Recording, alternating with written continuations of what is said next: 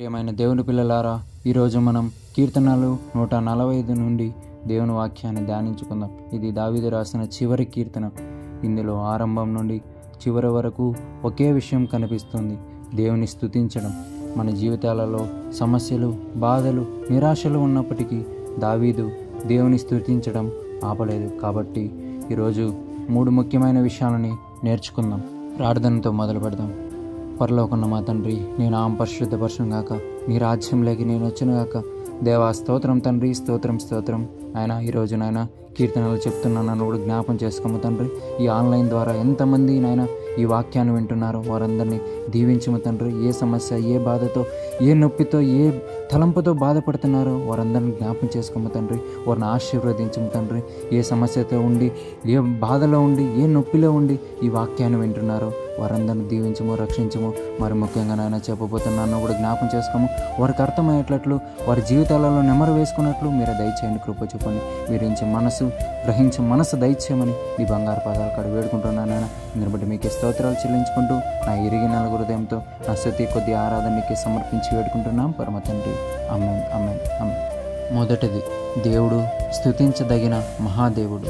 మరియు మొదటి వచనం చదువుకున్నాం: రాజువైన నా దేవ, నిన్ను గణపరిచెదను, నీ నామమును నిత్యం స్తుతించెదను. అనుదినము నేను నిన్ను స్తుతించెదను, నిత్యం నీ నామమును స్తుతించెదను.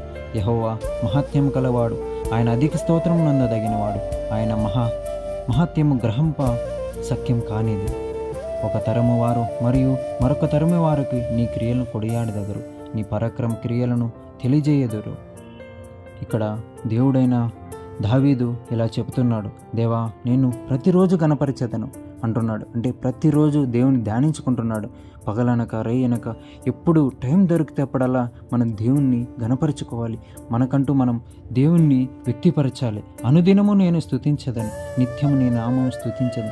అనుదినం ఏదో మనం ఆదివారమే చర్చికి వస్తున్నాం, సంఘానికి వస్తున్నాం కదా, చాలు కదా, దేవుణ్ణి ఆ రోజు ఆరాధిస్తే సరిపోతుంది, స్తుతిస్తే సరిపోతుంది అనుకోకూడదు. మనం అనుదినం లేచిన వెంటనే దేవునికి ప్రార్థన చేసుకోవాలి. దేవా, ఈరోజు మనల్ని ఆయన సజీవ లెక్కలు ఉంచినందుని బట్టి మీకు స్తోత్రం తండ్రి అని మనం ప్రార్థన చేసుకోవాలి. మరో దినం ఆవిష్యగా పొడిగించినందుని బట్టి మీకే స్తోత్రం అని మనం ప్రార్థన చేసుకోవాలి. అనుదినం ప్రతిరోజు మనం దేవుని స్తుతించదగలం. మరి 3వ వాక్యంలో ఆయన అధిక స్తోత్రం నందదగినవాడు. ఆయన ఎంత స్తోత్రించినా కూడా కానీ మనకు అంత మహాత్మ్యం గల దేవుణ్ణి మనం ఎంత స్తుతించదగినా మనకు ఆయనకు సరిరాడు. అలాగే మరియు 4వ వచనం: ఒక తరము వారు యొక్క మరొక వారి తరము వారికి నీ క్రియలు కొనియాడదగరు, నీ పరాక్రమ క్రియలను తెలియజేయదరు.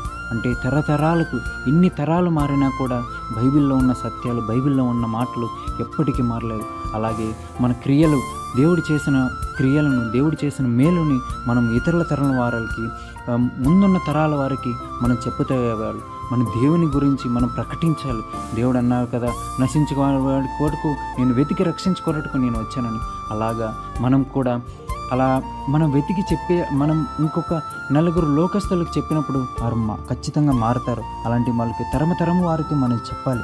అలాంటి క్రియలు, దేవుడు ఏం క్రియలు చేశాడు, ఎలా దేవుడు మనకి గొప్ప కార్యాలు చేశాడు, ఎలా భూమిని సృష్టించాడు, అలా ప్రతి ఒక్క క్రియ మనకు జరిగిన ప్రతి ఒక్క క్రియ మన దేవుని గురించి తరముల వారికి చెప్పాలి. మహోన్నతమైన నీ ప్రభావ మహిమను, నీ ఆశ్చర్యకరమును నేను ధ్యానించేదను. 5వ వచనం ఇది. ఆ వచనంలో ఆయన చేసిన క్రియలను, ఆయన చేసిన గొప్ప కార్యాలను ఆయనను వివరిస్తున్నాడు. నీ భీకర కార్యములను, విక్రమును మనుషులను వివరించెదరు, నేను నీ మహాత్మ్యమును వర్ణించెదను. ఆయన చేసిన మేలును దావీదు పొగుడుతున్నాడు. దేవా, నువ్వు చేసిన అద్భుత కార్యాలకు నీకే స్తోత్రమని ధ్యానించుకుంటున్నాడు, చెప్తున్నాడు. 7వ వచనం: నీ మహాదయాలత్వం గురించి నీ కీర్తిని ప్రకటించదు, నీ నీతి గురించి వారు గానం చేసేదారు. అంటే దేవుని ఆయన చేసిన గొప్ప కార్యాలను గానం చేస్తున్నాడు అంటారు కదా. దేవా, నేను జ్ఞానించుకుంటున్నాడు, అంత గానంతో పాడుతున్నాడు. దావీదు చేతిలో ఎప్పుడు ఒక వీణ ఉండేది, ఎప్పుడు స్తుతించేవాడు, ఎప్పుడు పాటలు పాడేవాడు. దేవుని శక్తిని, దేవుని చేసిన కార్యాలన్నిటిని బట్టి ఆయన అలా జ్ఞానించుకొని అలా కీర్తనలు పాడేవాడు. ఈ